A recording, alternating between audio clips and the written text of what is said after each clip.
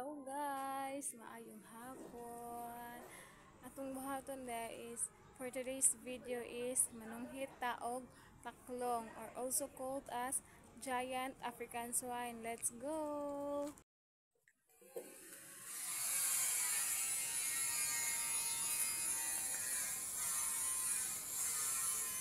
Mauna siya guys, giant African snail or taklong.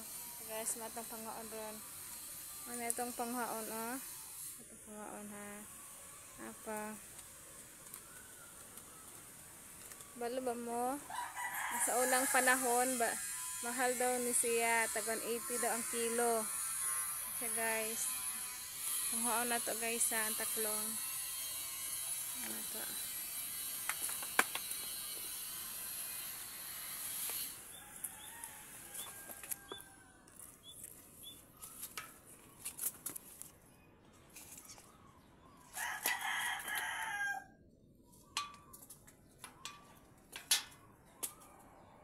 Guys, okay guys.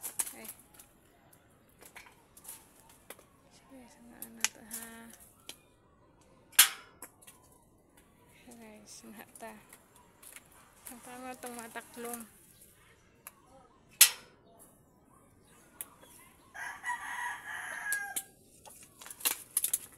Ano? Guys.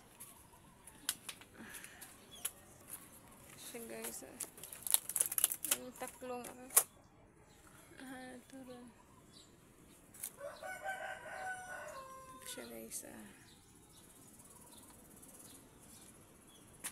ito rin mahalo na siya guys, gawin na kong panguha ang taklong ito siya guys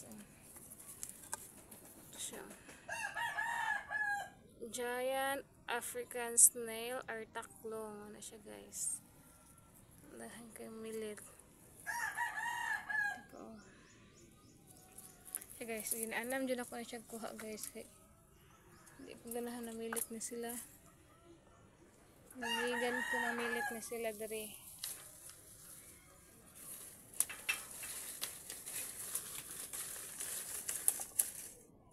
Hanggang sila guys. Guys, hanggang to sila. Wala siyang gitawag na giant African snail. Daghan ni siya karon guys, mamilit sa mga kahoy, mga punuan, sa mga simento, kay tigulan. Ano sila tag-ulan guys. Ano sila.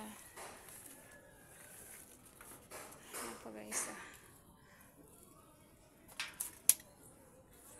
siya, mara to siya guys. Wala na pahuta na pagkuha guys. Tara mahagdong siya.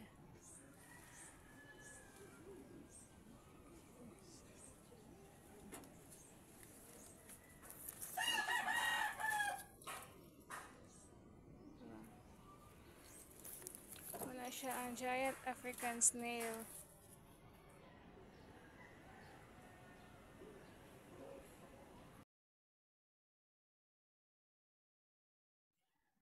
For today's video, maalang to siya guys. Gipanguhit ako ang mga taklong or giant African snail. Kaya di ko ganahan nga milit-milit sila.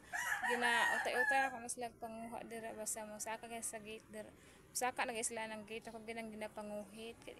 Ngilaran kung magtanaw na nila mamilit sa mga kuan. Pero normal lagi na sila nga naa sila rin guys. Kay tag-ulan manggod naa sila. Auban na sila sa katong blackworm or labod katong color ito ang ginatagtag nilang train kana sila manggawas sa sila og tag-ulan. Bye guys, for today's video mao lang to guys. Our topic for today is about giant African snail or taklong in Bisaya. Bye bye.